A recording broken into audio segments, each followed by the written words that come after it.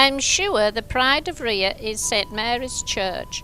St Mary's Church is an exceptional place of historical importance, created in the 1840s by Sarah Losh, who was both benefactor and architect, and is embellished with symbolic carvings executed by local craftsmen and striking mosaic stained glass windows.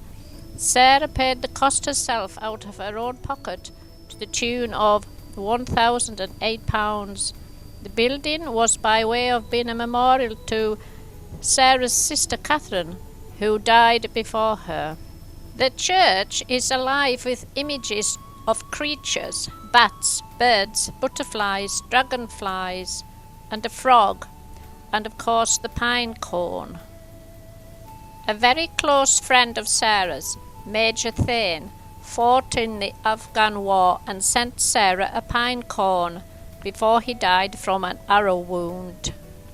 Sarah planted the pine cone in the churchyard, where it grew for many years. The tree is no longer there, but the dead seed from which new life comes is a powerful reminder of the resurrection. In the far corner of the churchyard, the Losh burial enclosure with the grave of Catherine and Sarah. Also, the mausoleum. The mausoleum is a memorial to Catherine. The runic cross, a copy of the Bewcastle cross, put up to the memory of Miss Losh's parents.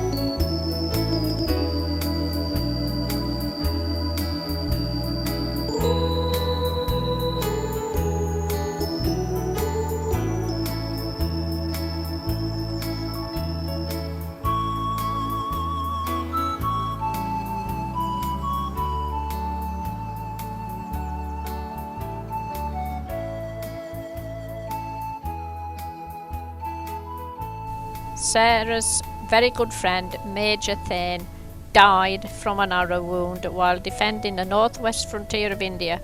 Arrows can be seen outside, set in the door and around the well.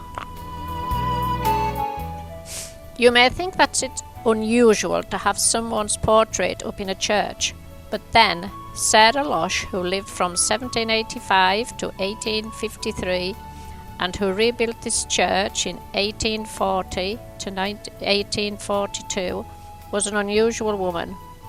And as I said, she was her own architect and paid for the cost of the church herself.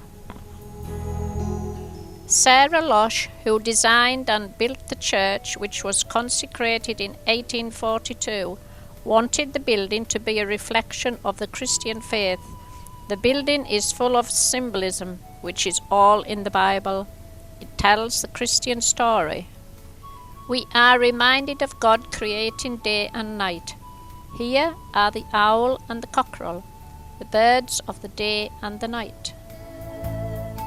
We go outside to the surrounds of the windows over the door and see from left to right symbols representing water plants and air.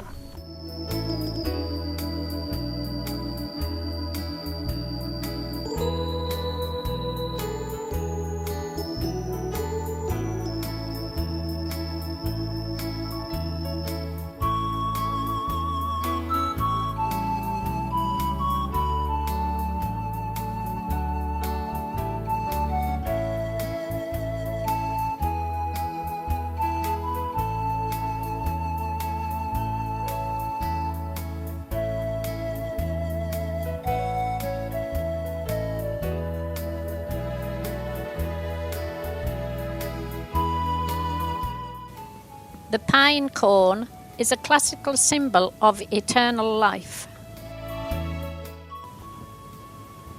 The examination of the font, said to have been carved by Sarah Losh herself, shows it riddled with symbols of new life from old, signs of the resurrection, wheat seeds, a dragonfly, a butterfly, grapes, a pine tree, pomegranate, melon, and a dove with an olive leaf, a reminder both of the story of Noah and Jesus' baptism.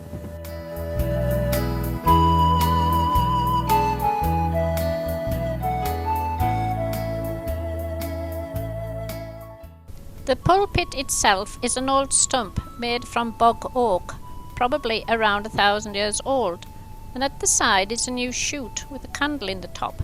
The new shoot is Christ, and the candle represents his light coming into the world.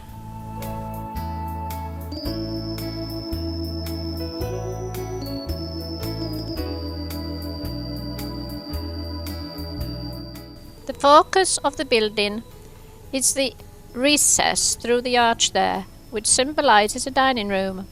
We see a table set in the middle and 13 places set around the edge in the arches. Here we are at the Last Supper Jesus shared with his 12 disciples. On the base of the altar we can see the fruits of God's creation. The altar, a slab of green marble from Italy, supported by 2 brass eagles with carvings of corn and grapes at the base. The 7 lamps around the asp remind us of the 7 gifts of the Spirit: love, joy, peace, patience, kindness, gentleness, and self-control. Above the arch can be seen paradise, represented by the palm trees and the 7 angels.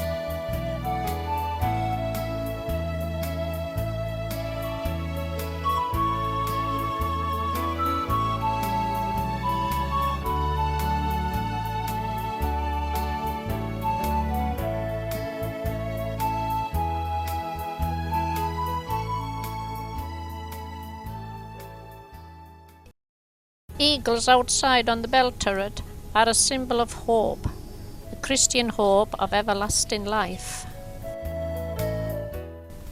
Sarah Losh had a strength of vision which inspired a building that is still appreciated and enjoyed today.